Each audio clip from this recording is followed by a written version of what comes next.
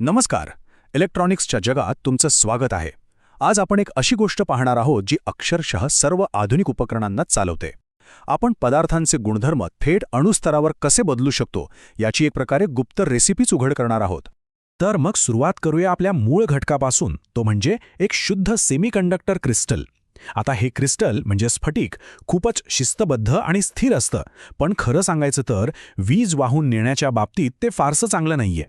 अशा शुद्ध पदार्थालाच intrinsic semiconductor असं म्हणतात. आता याची वीज वाहून नेण्याची क्षमता इतकी कमी का असते?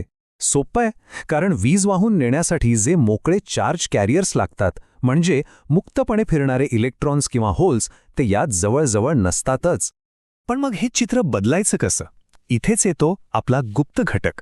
आपण डोपिंग नावाची एक प्रक्रिया वापरतो, आणि हीच ती गुरुकिल्ली आहे जी सेमीकंडक्टरची खरी ताकद अनलॉक करते.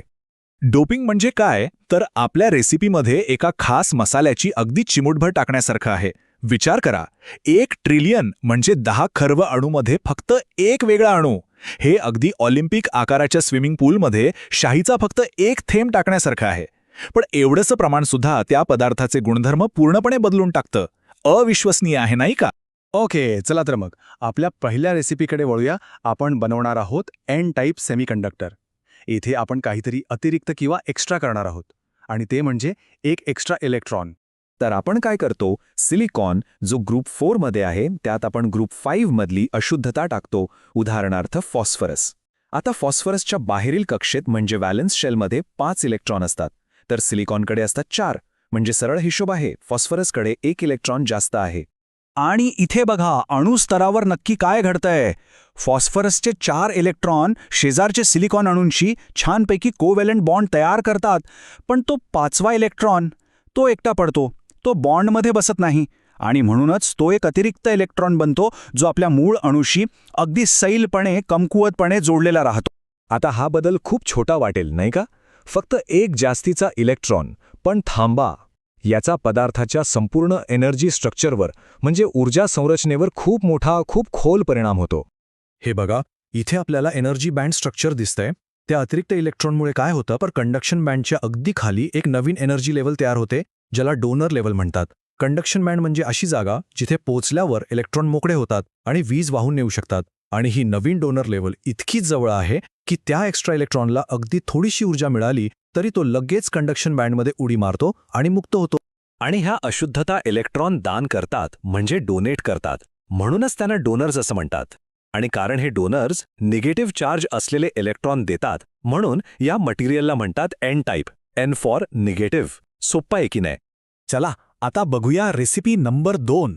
इथे आपण एन टाईपच्या अगदी उलट करणार आहोत. आपण बनवणार आहोत पी टाईप सेमीकंडक्टर. यावेळी आपण सिलिकॉनमध्ये ग्रुप 5 ऐवजी ग्रुप 3 मधली अशुद्धता घालणार आहोत, उदाहरणार्थ बोरॉन. आता बोरॉनकडे व्हॅलेन्स इलेक्ट्रॉन आहेत फक्त 3, तर सिलिकॉनला बॉन्ड बनवायला लागतात 4. म्हणजे काय, तर क्रिस्टलच्या बॉन्डिंग स्ट्रक्चरमध्ये एका इलेक्ट्रॉनची जागा रिकामी राहते. इलेक्ट्रॉनच्या ह्या रिकाम्या जागेला, ह्या कमतरतेला एक खास नाव आहे, होल. हे अगदी एखाद्या पार्किंग लॉटमधल्या रिकाम्या जागेसारखं आहे. ती जागा रिकामी असली तरी तिचं अस्तित्व आहे. आणि सगळ्यात इंटरेस्टिंग गोष्ट म्हणजे हा होल एका पॉझिटिव्ह चार्ज असलेल्या कणासारखा वागतो. आता एनर्जी बँड स्ट्रक्चरमध्ये काय होतं ते पाहूया. इथे व्हॅलेन्स बँडच्या अगदी वर एक नवीन एनर्जी लेवल तयार होते, जिला म्हणतात ॲक्सेप्टर लेवल. ही लेवल व्हॅलेन्स बँडमधल्या इलेक्ट्रॉनला सहजपणे ॲक्सेप्ट करते, म्हणजे स्वीकारते. आणि जेव्हा एखादा इलेक्ट्रॉन ही जागा भरतो तेव्हा त्याच्या मूळ जागी एक होल तयार होतो, जो आता पूर्ण क्रिस्टलमध्ये फिरायला मोकळा असतो. तर बघा, आपल्याकडे आता 2 वेगवेगळ्या रेसिपी आहेत, आणि या 2 रेसिपी वापरून आपण 2 असे पदार्थ तयार केले आहेत जिथे वीज कोण वाहून नेणार, इलेक्ट्रॉन की होल, यावर आपलं अचूक नियंत्रण आहे. इथे बघा, एन टाईप आणि पी टाईपमधला फरक अगदी स्पष्ट दिसतोय. एन टाईपमध्ये आपण ग्रुप 5 ची अशुद्धता टाकली, ज्यामुळे आपल्याला मिळाले अतिरिक्त इलेक्ट्रॉन, म्हणून इथे मेजॉरिटी कॅरियर आहेत इलेक्ट्रॉन. याउलट पी टाईपमध्ये आपण ग्रुप 3 ची अशुद्धता टाकली, ज्यामुळे तयार झाले होल्स, म्हणून इथे मेजॉरिटी कॅरियर आहेत होल्स. आणि याचा थेट परिणाम त्यांच्या फर्मी लेवलवर होतो. एन टाईपमध्ये ती कंडक्शन बँडच्या जवळ जाते, तर पी टाईपमध्ये व्हॅलेन्स बँडच्या जवळ जाते. तर ज्या चार्ज कॅरियरची संख्या जास्त असते त्यांना म्हणतात मेजॉरिटी कॅरियर्स. नावाप्रमाणेच हेच वीज वाहून नेण्याचं बहुतांश काम करतात. आणि मग साहजिकच जे कमी संख्येत असतात ते झाले मायनॉरिटी कॅरियर्स. म्हणजे एन टाईपमध्ये होल्स मायनॉरिटी आहेत आणि पी टाईपमध्ये इलेक्ट्रॉन. पण हा मेजॉरिटी आणि मायनॉरिटीचा फरक इतका महत्त्वाचा का आहे? कारण मित्रांनो, याच फरकावर संपूर्ण आधुनिक इलेक्ट्रॉनिक्स उभं आहे. हे दोन वेगवेगळे पदार्थ बनवण्याची क्षमता, याच क्षमतेमुळे डिजिटल क्रांती शक्य झाली. आपल्या हातातल्या स्मार्टफोनपासून ते मोठमोठ्या सुपर कम्प्युटरपर्यंत प्रत्येक गोष्ट याच मूलभूत तत्वावर चालते. अर्थात एन टाईप आणि पी टाईप मटेरियल स्वतःमध्ये खूप इंटरेस्टिंग आहेत. पण खरी जादू, खरा चमत्कार तेव्हा घडतो जेव्हा हे दोन्ही पदार्थ एकमेकांना भेटतात. आणि जेव्हा आपण पी टाईप आणि एन टाईप मटेरियलला एकत्र जोडतो तेव्हा तयार होतं पी-एन जंक्शन. ह्या जंक्शनवर काय होतं तर एन साईडचे इलेक्ट्रॉन पी साईडकडे धाव घेतात आणि पी साईडचे होल्स एन साईडकडे. ह्यामुळे त्यांच्या जंक्शनवर एक डिप्लेशन रिजन तयार होतो, जिथे एक अंगभूत इलेक्ट्रिक फील्ड असतं.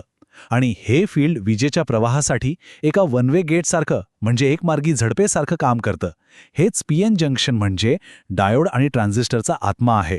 तर सांगायचा मुद्दा हा की डोपिंगची ही दिसायला सोपी रेसिपीच प्रत्येक मायक्रोचिप, प्रत्येक LED लाईट आणि प्रत्येक सोलार सेलचा पाया आहे. मग विचार करा, जर आपण अणुस्तरावर विजेच्या प्रवाहावर इतकं अचूक नियंत्रण मिळवू शकतो, तर मग भविष्यात अशी कोणती गोष्ट असेल जी आपण बनवू शकणार नाही?